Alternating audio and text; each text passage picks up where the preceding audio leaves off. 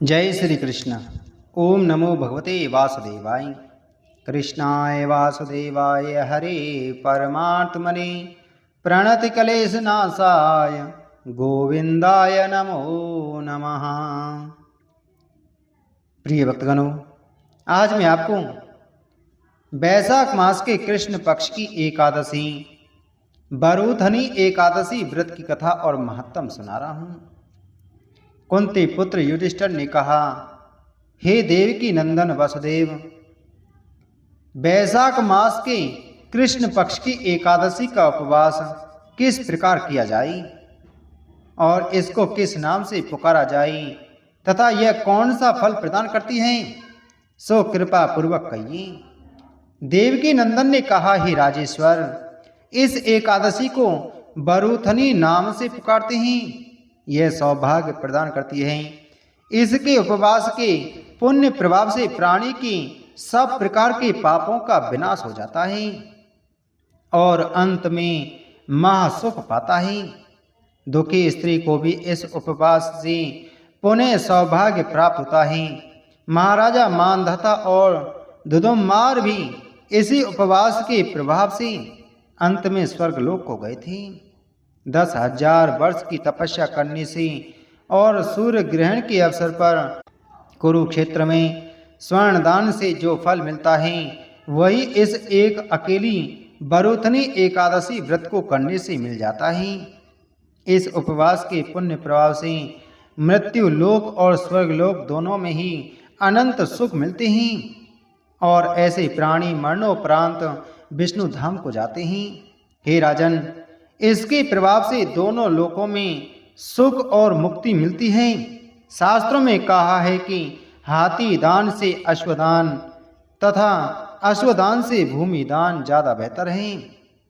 इसका मतलब कि हाथी का दान करने से घोड़े का दान बेहतर है और घोड़े के दान से यानी भूमि जमीन का दान करना बेहतर माना गया है। परंतु दोनों दानों से अधिक उत्तम तिल का दान होता है। हाथी और घोड़े, भूमि, इनका दान मिलाकर एक बार किया जाए, जितना फल मिलता है उससे अधिक पुण्य तिल दान करने से मिल जाता है। इससे श्रेष्ठ अन्नदान है और कोई भी दान विश्व में इसके बराबर नहीं होता। तिल दान करने से भी अन्न का दान बहुत ही ज़्यादा महत्व रखता है। यह अन्नदान मनुष्य, देव तथा पितृ सबको तृप्त कर देता है। शास्त्रानुसार अन्नदान के बराबर केवल कन्यादान ही होता है। अगर आप अन्नदान करते हैं तो उसका जितना पुण्य मिलता है उसका दान करने से केवल अगर आप कन्यादान करते हैं तो वही फल आपको प्राप्त हो जाता है। परंतु यह उपवास दोनों दानों के बराबर फल देने वाला होता है। यानी कन्यादान और अन्नदान से जो फल प्राप्त होता है वह केवल बरूथनी एकादशी का उपवास करने से प्राप्त हो जाता है। लोभवश कन्या का धन हरण करने वाली नरकगामी होते हैं। जो कन्या का अपनी बेटी का धन खा लेता है वह नरक में जाता है और वहाँ अनंत काल तक पेड़ पर रहते हैं या अगले जन्म में बिलाव के रूप में पैदा होते हैं। प्रेम पूर्वक या यज्ञ विधि से कन्यादान करने वालों के पुण्य का बखान तो स्वयं चित्रगुप्त की शक्ति से भी बाहर है। इस उपवास को करने वाले प्राणी कन्यादान के तुल्य ही फल पाते हैं। बरूथनी एकादशी उपवास करने वालों को एकादशी के एक दिन पहले यानी दशमी के दिन से त्याज्य कुछ पदार्थों का सेवन नहीं करना चाहिए। जैसे कांसे के बर्तन में भोजन नहीं करना चाहिए, चना या कोदों का सेवन नहीं करना चाहिए, मसूर की दाल का भी सेवन नहीं करना चाहिए और किसी दूसरे का अन्न यानी पराया अन्न भी नहीं खाना चाहिए। साग नहीं खाना चाहिए, शहद नहीं खाना चाहिए। दोबारा भोजन लेना यानी एक बार अगर आपने फलाहार कर लिया तो दूसरी बार फलाहार नहीं करें। अगर आप व्रत रहते हैं तो दूसरी बार अन्न ना खाएं तथा पत्नी अथवा अन्य स्त्री से सहवास करना तथा मांस खाना भी वर्जित है। उपवास वाले दिन ना तो जुआ खेलें, ना ही सोएं। उस दिन पान खाना, पर निंदा या चुगली करना, दातुन करना, तेल तथा अन्न लेना, पापी व्यक्तियों से बोलना भी वर्जित है। इनसे दूर रहना चाहिए, तभी एकादशी का पुण्य प्राप्त होता है।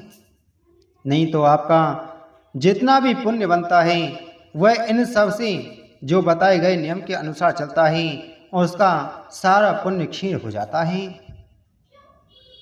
भगवान श्री कृष्ण कहते हैं कि हे राजन, जो भी प्राणी, स्त्री अथवा पुरुष इस ढंग से बरोतनी एकादशी उपवास को पूरा करता है, वह मरणोपरांत स्वर्गलोक को जाता है। यमराज से वह खाने वाले भी इस एकादशी उपवास को नियमानुसार तथा विधि विधान से पूरा करें। इसके मातम के श्रवण करने से भी 1000 गौदान करने से प्राप्त पुण्य के बराबर फल मिलता है। गंगा स्नान के पुण्य से भी इसका पुण्य अधिक होता है। अगर आप गंगा स्नान करते हैं, उसका आपको जितना पुण्य मिलता है, उससे कई गुना फल इस एकादशी को करने मात्र से या कथा श्रवण करने मात्र से ही प्राप्त हो जाता है। इसलिए प्रत्येक मनुष्य को बरोतनी एकादशी, चाहे कृष्ण पक्ष की हो या शुक्ल पक्ष की, प्रत्येक एकादशी का भी उपवास जरूर करना चाहिए। भगवान श्री कृष्ण कहते हैं कि हे युधिष्ठिर, इस एकादशी का प्रभाव इतना है कि चित्रगुप्त भी बखान नहीं कर सकती। बोलो एकादशी महात्म की जय। बोलो श्री कृष्णचंद्र भगवान की जय।